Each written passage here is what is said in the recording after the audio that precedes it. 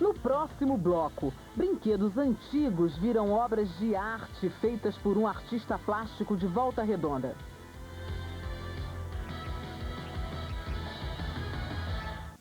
Sabe aqueles brinquedos antigos, fora de moda, que você não sabe o que fazer com eles? Pois é, o artista plástico Jorge Gonzaga, o Jim de Volta Redonda, costuma transformá-los em obras de arte. E o resultado desse trabalho está na exposição Toscas Expressões, na Galeria do Recreio do Trabalhador. Jim, o que está acontecendo? É a crise econômica que está despertando nos artistas esse talento de transformar coisas antigas em obras de arte? Ah, isso sim, com certeza. Porque trabalhar com arte acaba sendo uma coisa muito dispendiosa, cara, difícil. As tintas importadas são dificílimas da gente ter acesso, né? E nós brasileiros, naturalmente, nós somos criativos em tudo, né?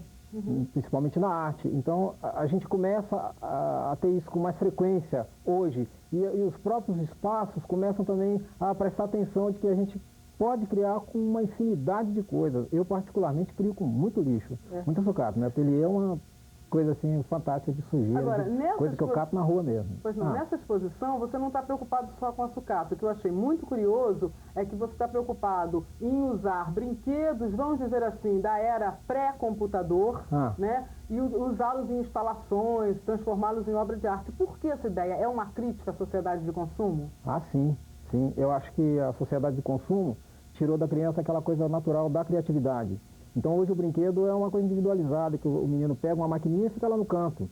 E quando a gente, antigamente nós tínhamos brinquedos coletivos, a bolinha de gude, né, a própria a bola, né, que é a bola de meia, eu acredito que Pelé, Garrincha, os grandes jogadores aprenderam com bola de meia, porque eles são 60 anos, se o Garrincha estivesse vivo hoje, 55, 60 anos, e naquela época conseguir uma bola de borracha era complicado, né? Então, assim, eu acho que com certeza essas pessoas jogaram muito com bola de meia, né? Agora explica pra gente que tipo de brinquedo você está usando nessa exposição, dá alguns exemplos. Assim, o carrinho de rolimã, o arquinho, que é um brinquedo assim de capacidade psicomotora fantástica, que dá essa capacidade para a criança, né?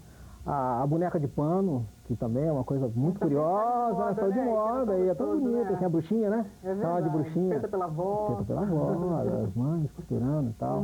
A bola de gude, o peão.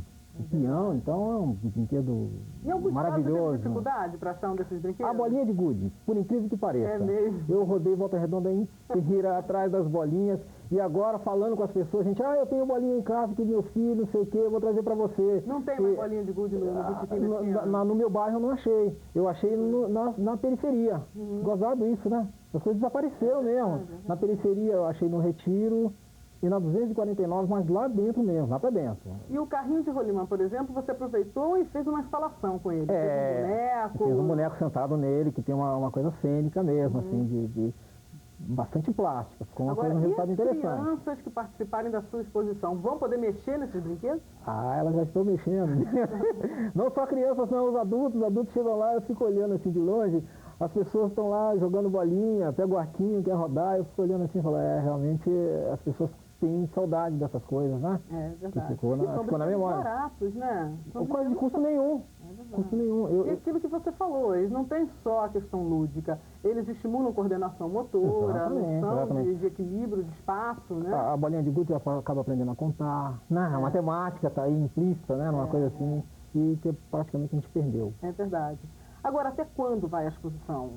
Vai até o dia 28 de junho, como você disse, lá na galeria da Fundação CSN, no Recreio do Trabalhador. E nesse trabalho você também combina essas instalações com brinquedos antigos e quadros e telas também, né? O projeto inicial é até isso mesmo, em que os quadros circundem, né? Eu proponho uma roda em que os quadros circundem esses brinquedos. Então, quer dizer, são dois discursos, mas interagindo um com o outro, né? Agora, Jim, nas suas telas, nos seus quadros, você também usa material bastante agressivo, se eu posso usar essa palavra. Você usa juta, madeira, rústico, né? Por que isso? Bom, primeiro pelo nome, né? Toscas expressões. Eu até queria falar para os telespectadores que eu tenho visto muita gente ler toscas, não é toscas não, é toscas, né? De tosco, né? O tosco quer dizer rude, é uma coisa pelo próprio nome. Esses materiais, como eu já disse, eu gosto de trabalhar com sucata mesmo, de reciclá-la, de dar nova função. E a base da minha exposição é a juta, aquele saco de batata. Sabe que é que de legumes? Que a gente passa na rua, tá jogado aí na porta do supermercado, mercearia. O pessoal joga no lixo mesmo. Então eu passei um bom tempo na minha vida juntei tudo no meu ateliê, depois recortei, cortando, costurando.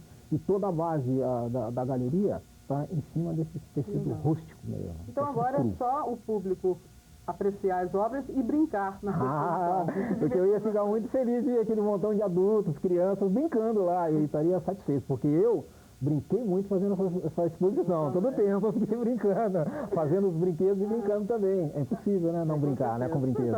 Muito obrigada, legal. Sucesso para você. Tá, obrigado.